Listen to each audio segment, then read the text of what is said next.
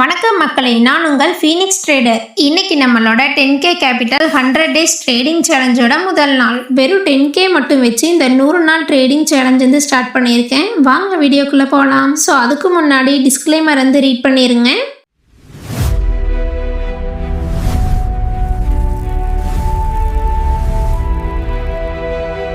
இன்னைக்கு நிஃப்டியில் என்னோட ஸ்ட்ராட்டஜி படி கால் சைடு தான் என்ட்ரி. நான் கால் சைடில் அந்த க்ரீன் கேண்டில் க்ளோஸ் லெவலில் ஏரோ மார்க் பண்ணியிருக்கிற இடத்துல தான் நான் என்ட்ரி எடுத்தேன். இந்த ட்ரேடில் நான் 1:1 ரிஸ்க் ரிவார்ட் மெயின்டைன் பண்ணேன். நெக்ஸ்ட் கேண்டிலே வந்து பார்த்தீங்கன்னா டார்கெட் வந்து ஹிட் ஆயிடுச்சு.